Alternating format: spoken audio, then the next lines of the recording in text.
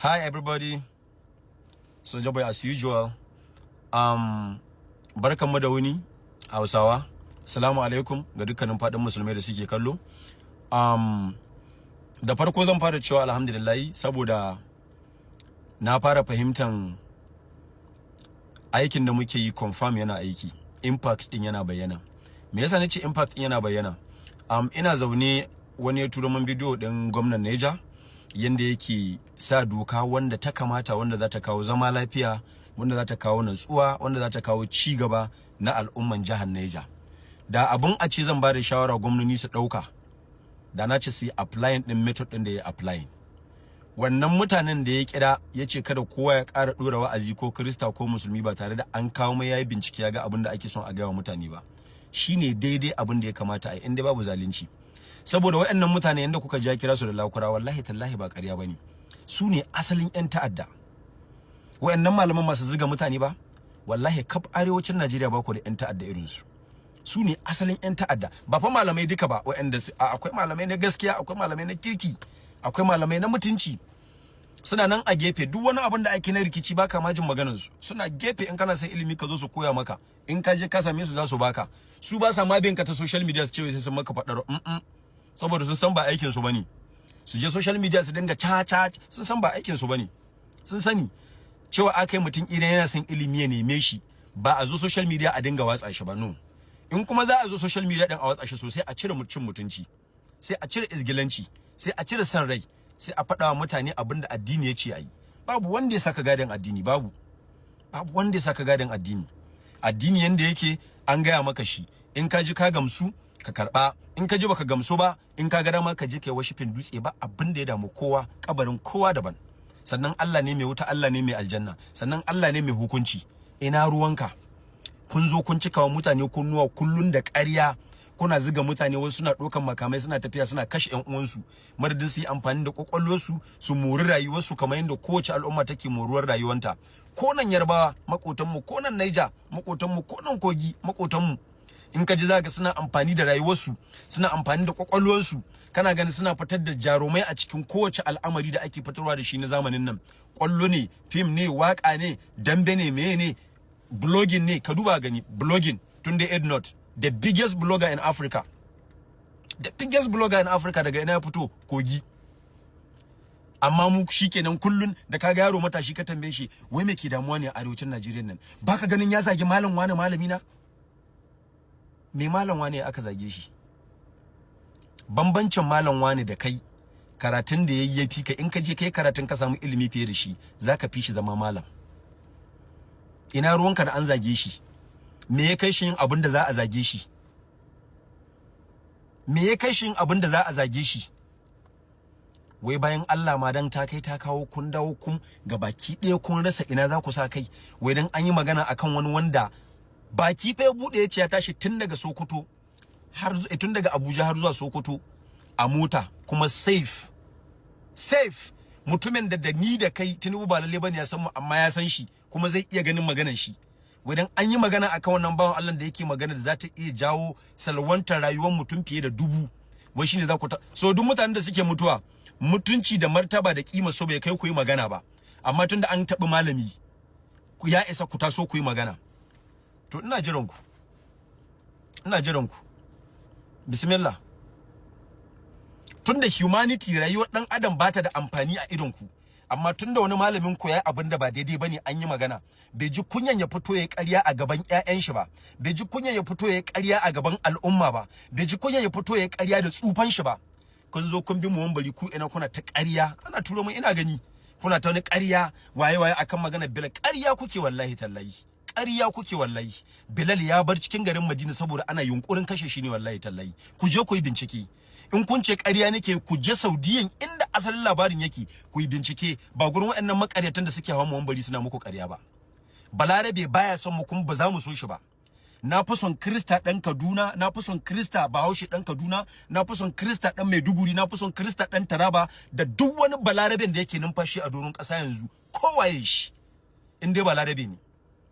Saboda me? Akwai wanda yake mun styling, ana kiran shi da Biswag zai zo gidana, zai zauna, zai taimake ni, zan taimake shi. Krista ne, coci yake zuwa, kuma ni so yanzu kawai saboda yana Krista ni ina musulmi kawai sai in tsane shi?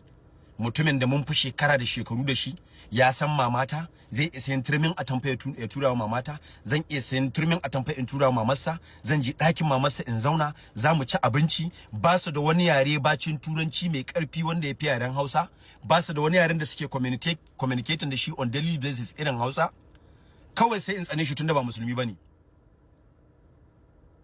Shi kuma wancan musulmin wanda aka ce in so shi kullun saboda ya ci albarkacin Muhammadu Rasulullahi sallallahu alaihi wasallam, shi kuma baya suna, yana can yana kashe yan uwana, sai in so shi.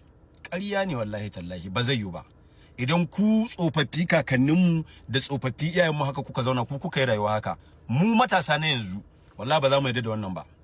Idan mutum ya ce yana kokarin tashin hankali ne a cikin mu tsakanin musulmai da Kirista na arewacin Najeriya, za mu kira manyan Kiristoci, za mu kira manyan mu na musulmai, a zauna a gano ina matsalar take. Idan har ka san da cewa kai Kirista ne daga arewacin Najeriya, especially Jos ko Kaduna, nan ne barna ta faruwa. Musulman da aka wakisa dan Allah ku yi hakuri. Kiristocin da aka wakisa dan Allah ku yi hakuri. Kun ga wannan barnar da ta faru, mu barta ta wuce, mu yi hakuri ta wuce, mu kawo tsari wanda zai hana yin wannan faɗan yanzu. Mu zauna da junanmu lafiya, mu taimaki kanmu da kanmu. Ba inda wannan barnar za ta kai mu. Kakanninmu ne suka cuce mu, su zo kawo mana wannan illar. Babu yanda za a yi mu taso gari ɗaya a ce kai enemy na ne ko ni enemy ka ne. Ƙarya ne. Al'umma malam Bahaushe kaɗai take da wannan illar. Al'umma malam Bahaushe kaɗai take da wannan illar. Ku taso yanki ɗaya, gari ɗaya, kuna makotan juna, kuna wasa, kuna haɗuwa, kuna kasuwanci, amma kullum ana ɗora muku ƙiyayya tsakanin junanku. Wallahi ko kuna so ko ba ku so, ku ƴan uwan juna ne. Addini babu wanda ya baka gadin addini. Kada ku yi ɓatanci a gurin addinin Christianity ku musulmai. Kuma Kirista kada ku yi ɓatanci a gurin addinin musulunci. A zauna lafiya, kowa ya addinin shi. Kowa ya addinin shi. Babu addinin da ya fi na wani. Kai a gurin ka gani kake addinin ka ya fi nawa, ni a gurin na gani nake addinin ya fi naka. To ka rike iyawanka in rike iyawana. Amma fa ka sani da ni da kai addinin duk kawo mana shi akai. Kakanninka na uku in ka je kai bincike wallahi ba musulmai bane. Shekara 200 da ta wuce kakanninka ba musulmai bane. Shekara 250 da ta wuce in ka je ka duba kakanninka ba Kristoci bane. So ba kuma zai yi ba dan an kawo mana addini mun duba kai kaga wanda yayi maka Christianity ne, na ga wanda yayi mun musulunci ne, haka kawai mu dauki makami mu dinga kashe kanmu. Duk pastor da ya ga maka cewa Krista musulmi, duk pastor da ya ga maka cewa musulmi Bahaushe ba dan uwanka bane, ka tabbatar da cewa wannan pastor shine babban enemy ka. Sannan ku ga wa iyayenmu, mu matasa but Kristoci da musulmai, mu ga ma iyayenmu wannan ƙaryar da ake ga musu ko a Islamiya ne ko a masallaci ne ko a coci ne, ƙarya ne, ƙarya ne. Ƙarya ne. Dan uwanka Bahaushe wanda kuka taso yanki ɗaya, dan uwanka ne. Ya fi dan Israel zama dan uwanka, ya fi dan Palestine zama dan uwanka. Ko ka yarda ko kada ka yarda. In kuma ka ce ƙarya ne, ka duba ka gani mana. Wai wanda zai baka aljanna kuma shine yake hana ma ticket din shiga garin su? Ya waɗanda suka ce su ne suka kawo ma aljanna za a kai ka aljanna kuma su din ne suke hana maka bisan zuwa garin su?